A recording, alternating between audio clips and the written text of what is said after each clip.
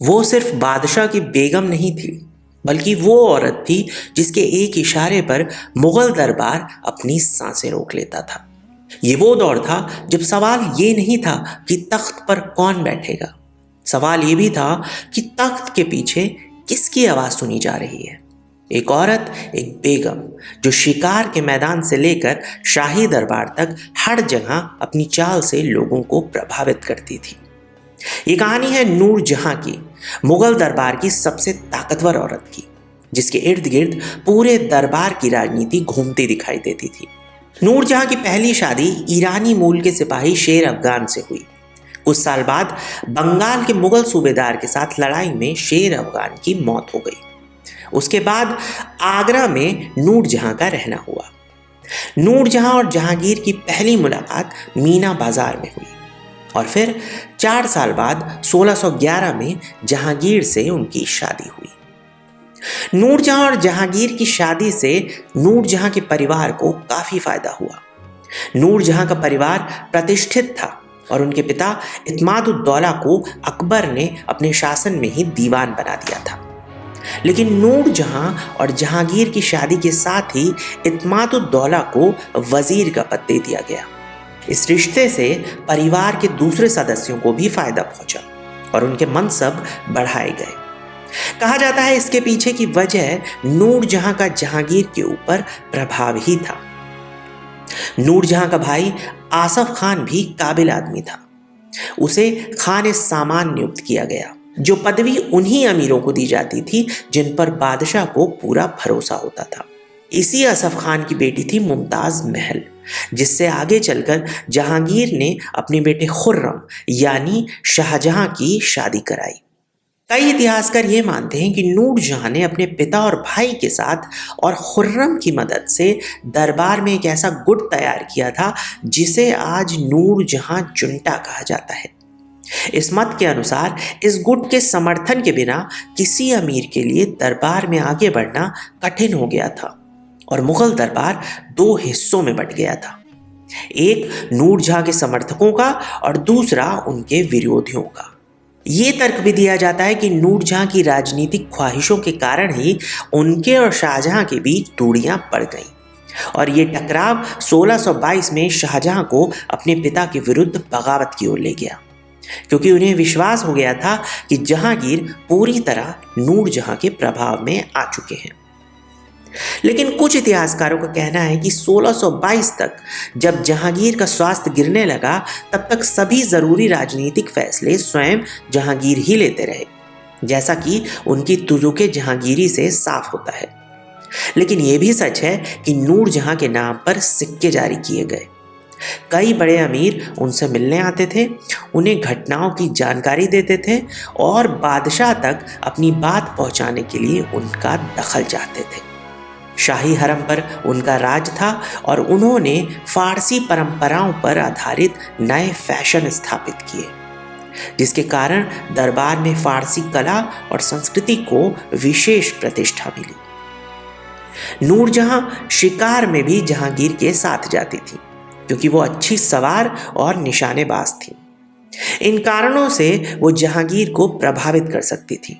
लेकिन इसके बावजूद जहांगीर ना तो नूर जहां जुंटा पर निर्भर था और ना ही पूरी तरह नूर जहां पर। इसका प्रमाण यह है कि जो अमीर इस गुट के खास नहीं थे, उन्हें भी दरबार में आगे बढ़ने का मौका मिलता रहा। खैर, शाहजहां की अपनी ख्वाहिशें थी जिनसे जहांगीर अनजान नहीं था। उस समय कोई भी शासक किसी अमीर या शहजादे को ज्यादा ताकतवर नहीं होने दे सकता था, क्योंकि ऐसा व्यक्ति सत्ता को चुनौती दे सकता था। यही कारण जहांगीर और शाहजहां के बीच टकराव की असली वजह बना। शाहजहां की बगावत की वजह कंधार जाने से उसका इनकार करना था। कंधार को फारसियों ने घेर लिया था।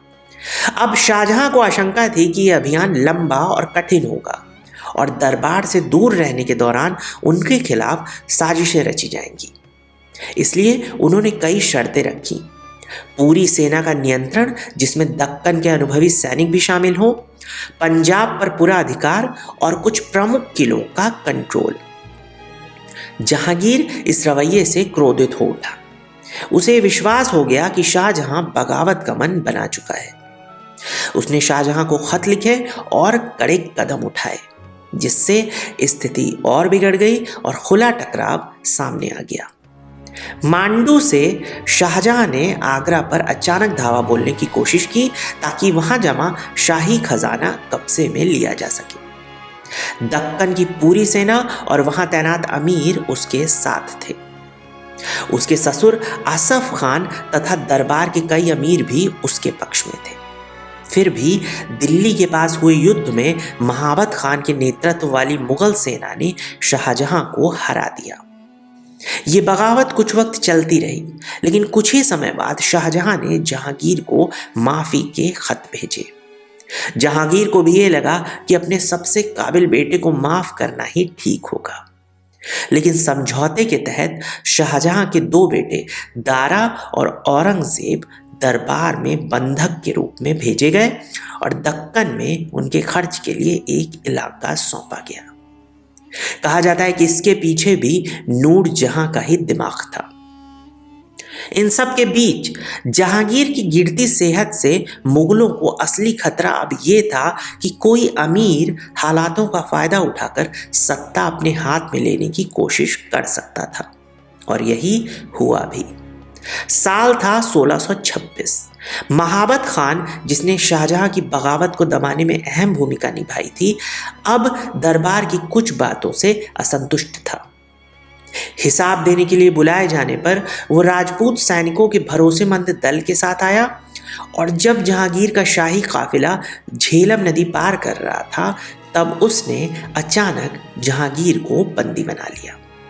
लेकिन नूरजहां गिरफ्तार नहीं हुई और नदी पार कर बचकर निकल गई। बुद्धिमान नूरजहां ने अलग रणनीति अपनाई। वो खुद महाबत खान के पास गई और घुटने टेक कर जहांगीर के पास पहुंच गई। अगले 6 महीनों में नूरजहां ने ज्यादातर अमीरों को महाबत खान के खिलाफ कर दिया। अपनी कमजोर स्थिति को देख महाबत खान ने जहांगीर को छोड़ दिया और दरबार से भाग निकला। महाबत खान की हार नूरजहां की सबसे बड़ी सियासी जीत थी, और इसमें उनकी हिम्मत और धैर्य की अहम भूमिका थी। लेकिन ये जीत कम वक्त के लिए थी, क्योंकि 1 साल से भी कम समय में 1627 में लाहौर के पास जहांगीर की मौत हो गई।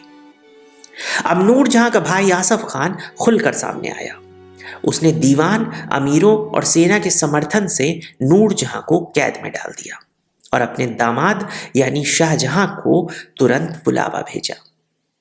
शाहजहां आगरा पहुंचा और आखिरकार उसको गद्दी मिल गई। इसके पहले ही शाहजहां के हुक्म से कैद में रखे गए उसके भाई, चचेरे भाई और बाकी दावेदार मार दिए गए थे। नूरजहां के लिए शाहजहां ने बादशाह बनने के बाद एक तयशुदा जागीर निर्धारित की।